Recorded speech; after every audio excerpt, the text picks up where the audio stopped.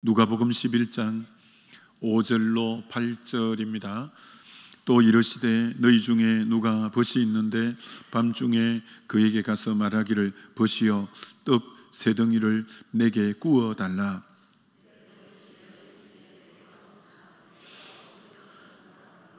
그가 안에서 대답하여 이르되 나를 괴롭게 하지 말라. 문이 이미 닫혔고 아이들이 나와 함께 침실에 누웠으니 일어나 내게 줄 수가 없노라 하겠느냐.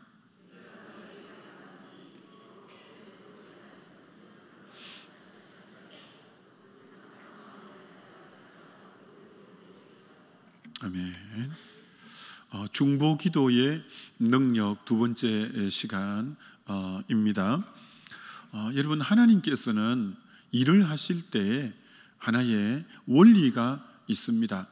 하나님의 일하심의 원리가 뭐냐면은 먼저 하나님의 백성들에게 기도할 마음을 먼저 불러일으킵니다. 하나님이 자기 백성들에게 일을 하시기 전에 기도의 소원, 기도의 원함들이 마음에 일어나게 하시고, 두 번째 하나님이 그 기도를 들으시고 그 다음 이제 일에 가시는 이 원리, 하나님은 자기 일을 행하시기 반드시 전에 먼저 기도하게 하시는 이 원리를 성경에 일관적으로 하나님의 일하심의 원리라고 할 수가 있죠.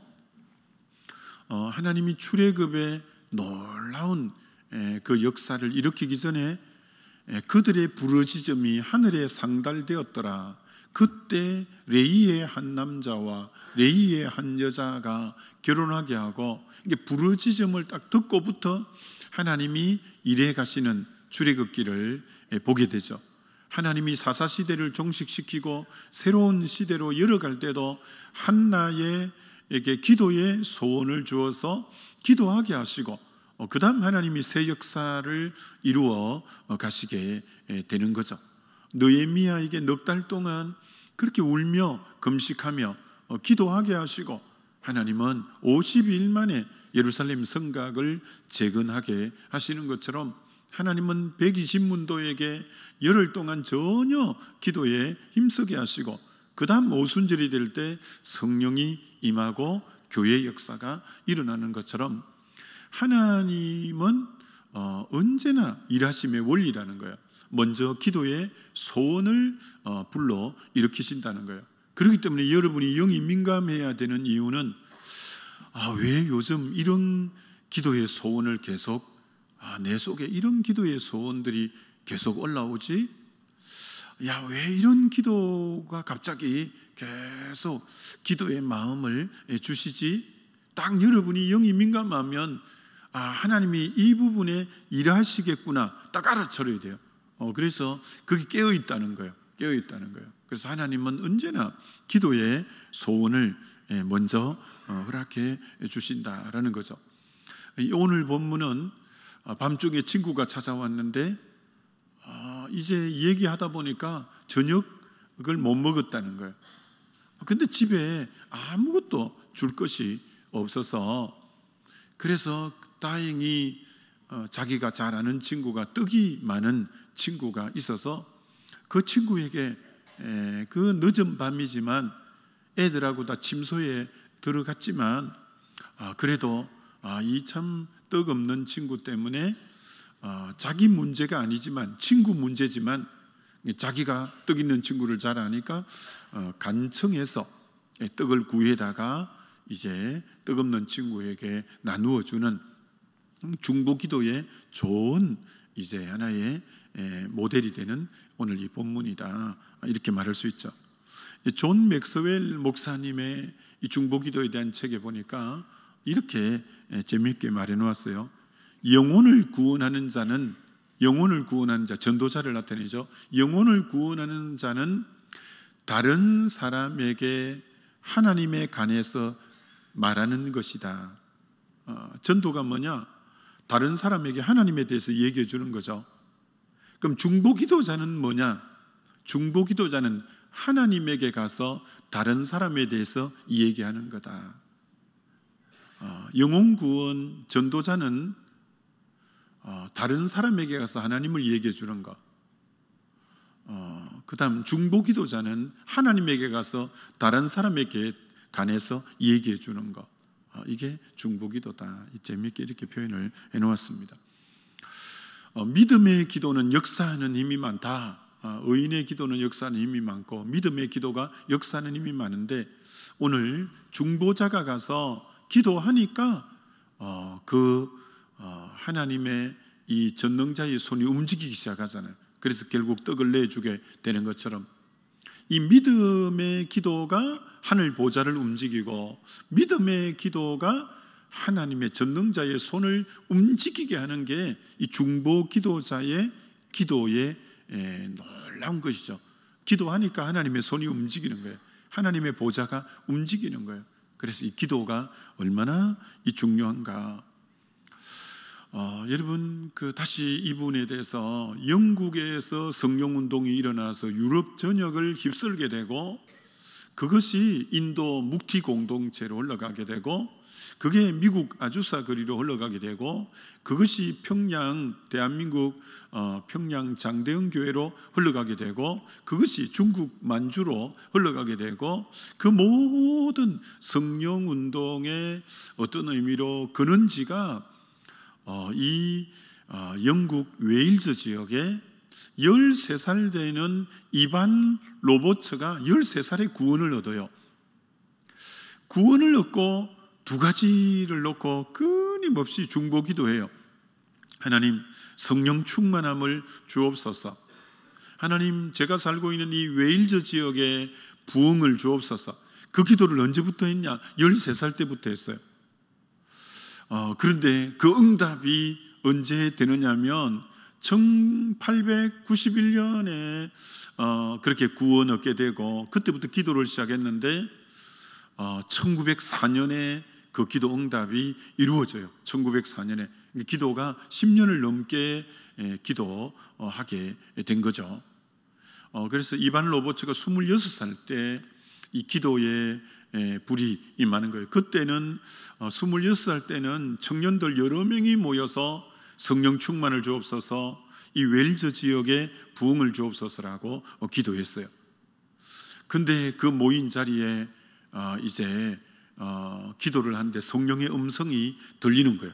이 성령의 음성이 여러분 정말 이런 음성이 들리는 거예요. 머지않아 10만 명이 주님 앞에 돌아오리라. 이 음성이 들리는 거예요. 머지않아 10만 명이 주님 앞에 돌아오리라. 그래서 계속 기도를 했는데 성령이 강하게 임했어요. 성령의 임재가 강력하게 임했는데, 그래서 이반 로버츠가 성령의 불을 받고는 이제 청년이니까 그 교회, 자기 교회 담임 목사님에게 가서 이렇게 말한 거예요. 목사님, 예배 후에 성도님들에게 잠시만 말씀 전할 수 있는 기회를 허락해 주십시오. 하도 자기 교회, 본교회 청년이 예배 후에 성도들에게 말씀을 잠시 전할 수 있는 기회를 달라고 하니까 그래서 목사님이 예배 후에 강고를 하면서 우리 교회 청년 그 이반 로버츠가 여러분에게 드릴 말씀이 있다고 하는데, 듣고 싶은 분들은 예배 후에 잠시만 남아달라고. 근데 대부분 다 가고 몇 명이 남았냐면 17명이 남았어요. 17명이 17명 앞에 불을 토하듯 말씀을 4가지를 전한 거예요. 그 4가지가 뭐냐면은, 당신의 생각나는 모든 죄를 하나님께 고백해야 된다. 당신의 생각나는 모든 죄를 고백하십시오. 생각나는 모든 죄를 고백하십시오. 이게 첫 번째 이반 로버츠의 이제 메시지예요. 두 번째는 당신의 생활 속에 좋지 않는 습관을 모두 제거하십시오. 당신의 생활 속에 좋지 않는 습관을 모두 제거하십시오. 세 번째는 당신은 성령의 인도하심에 즉각 순종하십시오. 당신은 성령의 인도하심에 즉각 순종하십시오. 네 번째는 그리스도를 전가하기 위해 대중들에게, 사람들에게 나아가야 합니다. 그리스도를 전거하기 위해서 사람들 앞에 나아가야 됩니다. 그 네 가지 메시지를 전했어요. 그런데 그 17명 모두가 성령의 불을 그 자리에서 받게 돼요. 성령의 불을 받게 돼요. 그리고는 이반 로버츠가 중보 기도하는 그 모임으로 이분들이 흡수되어서 들어왔어요. 그리고는 이 소문들이 이제 계속 소문이 나서 30일 만에 37,000명이 회개하고 예수를 영접하고 이렇게 주님에게로 30일, 한 달 만에 37,000명이 회개하고 모두 돌아온 거예요. 그리고 무려 5개월 만에 10만 명이 웨일즈 지역의 사람들이 전부 회개하고 주께로 5개월 만에 10만 명이, 10년 동안 계속 뿌리만 내리게 중보 기도만 시키시더니 성령이 한번 임하고 5개월 만에 10만 명이 오고, 결국은 이반 로버츠를 통해서 200만 명이 이제 구원 얻는 놀라운 역사가 여러분 일어나게 되는 거죠. 그래서 그 이반 로버츠를 통해서 웨일즈 지역의 부흥이 인도로, 미국 아주사로, 이제 우리나라 이 평양으로 이렇게 막 전파된 것처럼, 여러분 이 중보 기도의 위력은 엄청난 거예요. 원래 웨일즈 지역은 탄광이 있어요. 주업이 탄광인데, 석탄을 캐는 것인데, 요새야 탄광에 굴착기를 갖고 막 캐고 철로가 레일이 나 있고 거기 이제 여러 화물칸에 해서 이렇게 이제 오는데, 그때에도 뭐 그런 시설이 없고 나귀가 석탄 캔걸 지고는 그 힘든 이제 부분을 하는데, 나귀가 힘드니까 석탄을 가득 이제 덩어리에 이렇게 어깨에 메고 있으니까 얼마나 힘들겠어요. 길은 막 울퉁불퉁하지. 그러니까 강부들이 그렇게 욕을 하고 채찍을 때렸다는 거예요. 근데 이 강부들이 전부 성령을 다 받아갔고요, 욕을 안 했대요. 그래서 나귀가 말을 안 들었대요. 나귀가 왜 늘 하던 소리가 안 하고 채찍도 안 때리니까 나귀가 말을 안 들었대요. 그럴 뿐 아니라 전부 술 먹는 사람이 술을 안 먹고 못된 짓 하는 사람이 안 하고 해서 경찰서가 할 일이 없어지고, 그리고 재판정에 재판할 일이 없어질 정도로 사회적인 개혁이 완전히 일어나게 된 거예요. 그 모든 게 한 사람의 끈질긴 중보 기도로 인해서 정말 엄청난 부흥의 역사가 일어난 것처럼, 하나님에게 우리에게 주시는 그 중보 기도의 제목을 우리가 약하게 생각하면 안 돼요. 계속 끊임없이 이반 로버츠가 10년 이상을 그 기도를 했는데 엄청난 이제 역사가 일어난 것처럼, 하나님은 정말 기도 없이 일하시는 법이 없다는 거예요. 여러분, 현대 선교의 아버지는 윌리엄 캐리를 현대 선교의 아버지 이렇게 부릅니다.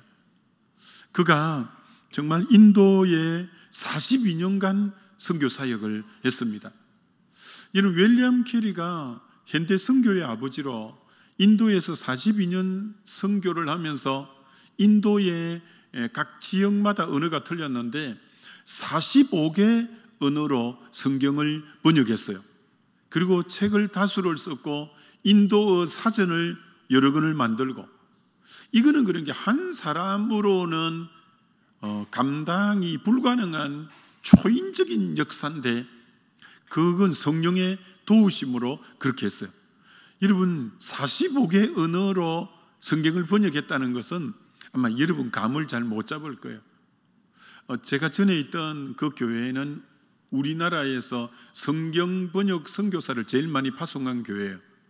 왜 그러냐면 한동대학의 응용언어학과 이 성경 번역 선교사들의 석사과정 코스가 있어가지고 그분들이 대부분 우리 교회를 나오고 뭐 교단을 초월해서 우리가 이제 파송했기 때문에 성경 번역 선교사를 제일 많이 이제 파송하고, 지금도 제가 이제 성경번역사의 선교회 이사로 있는데 그게 우리 제일 많이 파송했기 때문에 이제 그렇죠.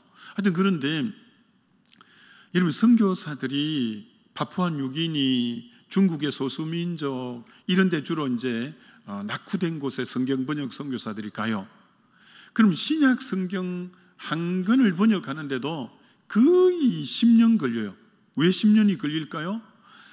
그들에게 언어를 먼저 언어 조사를 통해서 그들은 소리로만 전해 내려오는 말만 있지 글은 없는 거예요.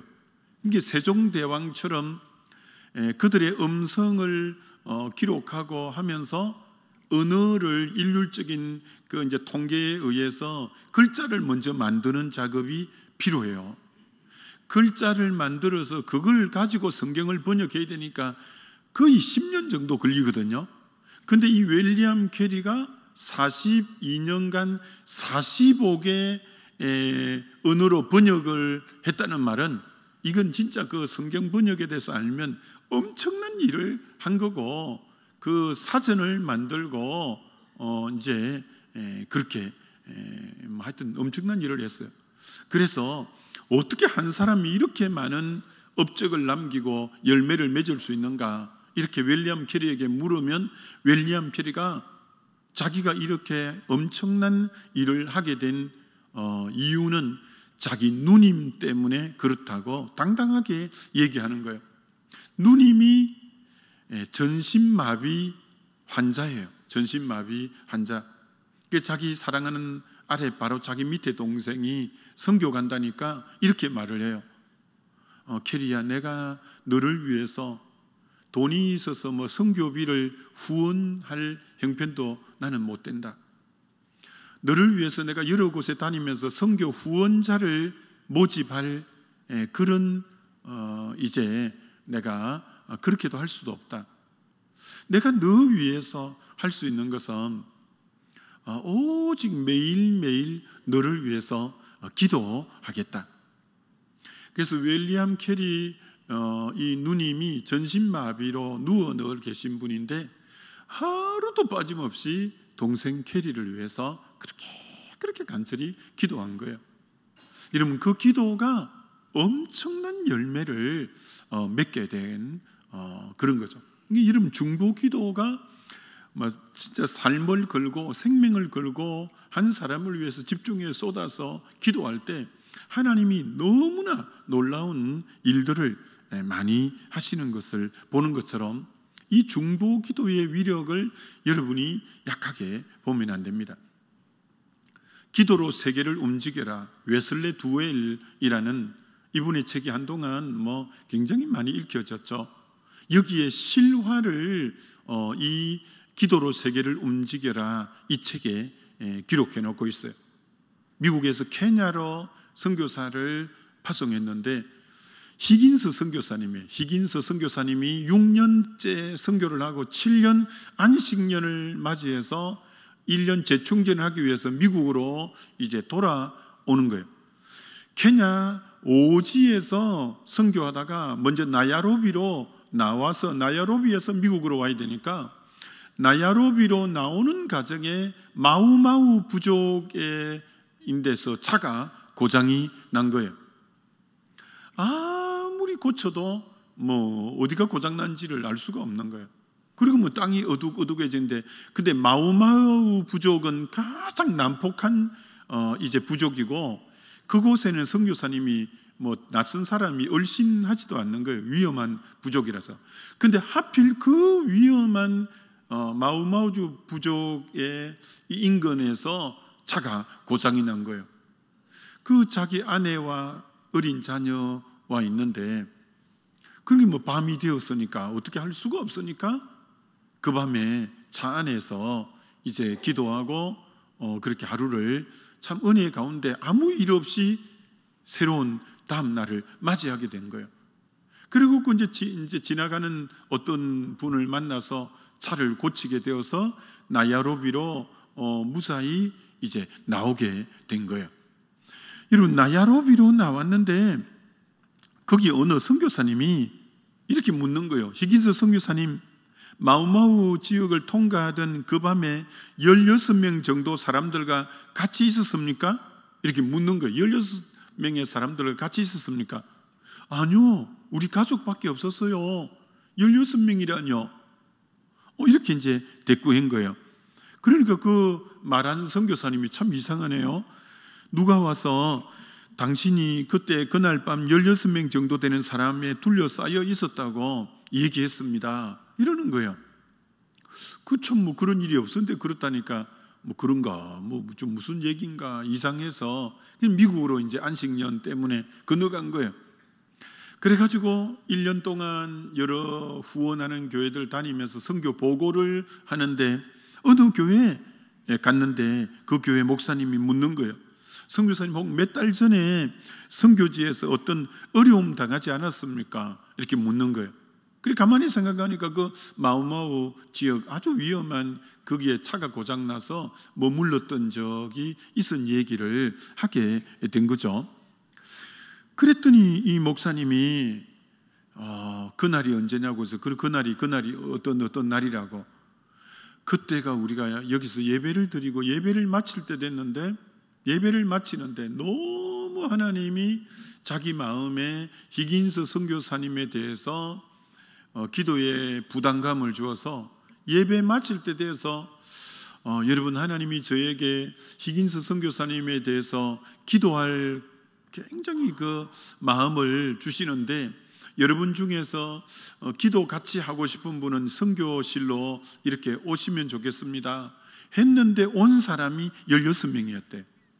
16명이 뭐 히긴스 선교사님이 어떤 일이 뭐 당했는지 알 길이 없는데 계속 그 밤에 기도했다는 거예요.